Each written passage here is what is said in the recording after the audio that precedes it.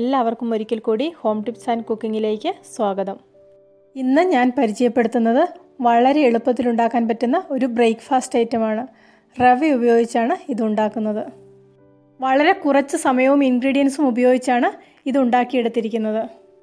ഇതിന് കോമ്പിനേഷനായിട്ട് കഴിക്കുന്ന ചട്നിയുടെ റെസിപ്പി ഞാനിവിടെ എഴുതിയിടാം. അത് കാണുമ്പോൾ നിങ്ങൾക്ക് ഇതെങ്ങനെയാണ് ഉണ്ടാക്കുന്നതെന്ന് മനസ്സിലാകും. റെസിപ്പിയിലേക്ക് പോകുന്നതിന് മുമ്പ് ഈ ചാനൽ നിങ്ങൾക്ക് ഇഷ്ടപ്പെട്ടെങ്കിൽ ഇത് സബ്സ്ക്രൈബ് ചെയ്യാൻ മറക്കണ്ട. കൂട്ടത്തിൽ റൈറ്റ് സൈഡിൽ കാണുന്ന ബെല്ലൈക്കണും കൂടെ ഒന്ന് ആക്ടിവേറ്റ് ആക്കിയിട്ടുണ്ടെങ്കിൽ ഞാൻ ഓരോ വീഡിയോയും അപ്ലോഡ് ചെയ്യുമ്പോൾ നിങ്ങൾക്ക് അതിൻ്റെ നോട്ടിഫിക്കേഷൻ കിട്ടും. 3 കപ്പ് റവ ഒരു ബൗളിലേക്ക് എടുക്കുന്നുണ്ട്. റവ എടുത്ത അതേ അളവുള്ള കപ്പിൽ തന്നെ 2 കപ്പ് വെള്ളം ഇതിലേക്ക് ഒഴിച്ചു കൊടുക്കാം. അതേ അളവിൽ തന്നെ 1 കപ്പ് തൈരും കൂടെ ചേർത്ത് കൊടുക്കുന്നുണ്ട്.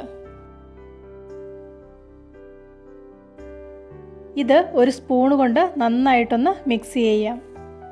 ഓരോ സാധനവും അളന്നെടുക്കുമ്പോൾ ആദ്യം റവ അളന്ന അതേ കപ്പ് കൊണ്ട് തന്നെ ബാക്കി സാധനങ്ങളും അളന്നെടുക്കാൻ ശ്രമിക്കണം.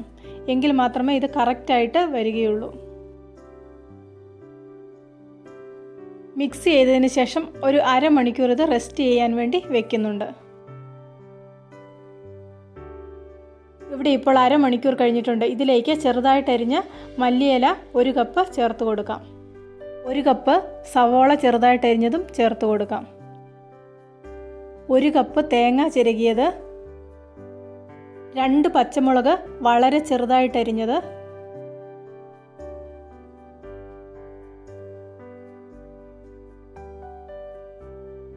ആവശ്യത്തിനുള്ള ഉപ്പും കൂടെ ചേർത്ത് കൊടുക്കുന്നുണ്ട്.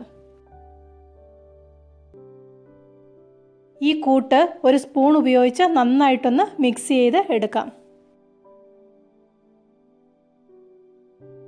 കൂട്ടൊക്കെ നന്നായിട്ട് മിക്സ് ചെയ്തിട്ടുണ്ട്.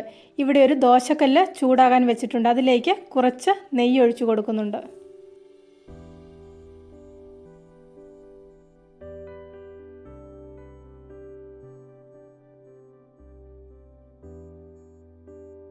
ഒരടയ്ക്ക് വേണ്ടിയിട്ടുള്ള കൂട്ട് ദോശക്കല്ലിലേക്ക് ആക്കുന്നുണ്ട്. ഇത് കുറച്ച് വെള്ളം കയ്യിൽ തൊട്ടതിന് ശേഷം ഒന്ന് പരത്തിയെടുക്കാം.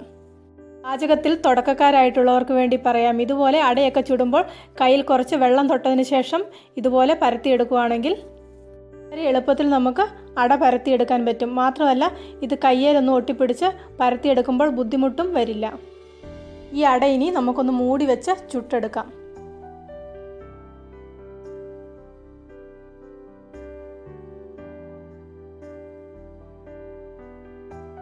അട മറിച്ചിട്ടതിന് ശേഷം മൂടി വയ്ക്കുന്നില്ല. കുറച്ച് നെയ്യും കൂടെ ഒഴിച്ചു കൊടുക്കുകയാണെങ്കിൽ നല്ല ടേസ്റ്റായിട്ട് വരും. ആവശ്യമുള്ളവർ മാത്രം നെയ്യ് ചേർത്ത് കൊടുത്താൽ മതി. ഇതിൻ്റെ കോമ്പിനേഷനായിട്ടുണ്ടാക്കുന്ന ചട്നിയുടെ കൂട്ട് എന്തൊക്കെയാണെന്ന് പറയാം. കുറച്ച് തേങ്ങ, മല്ലിയില, 2-3 പച്ചമുളക്, 2 അല്ലി വെളുത്തുള്ളി, സവോള, ഉപ്പ്, ഇത്രയും സാധനങ്ങളാണ് ഇതിലേക്ക് ചേർക്കുന്നത്. വളരെ ടേസ്റ്റി ആയിട്ടുള്ള ഒരു ഐറ്റമാണിത്. നിങ്ങളിത് ഫ്രണ്ട്സിനും റിലേറ്റീവ്സിനും ഒക്കെ ഷെയർ ചെയ്ത് കൊടുക്കണം.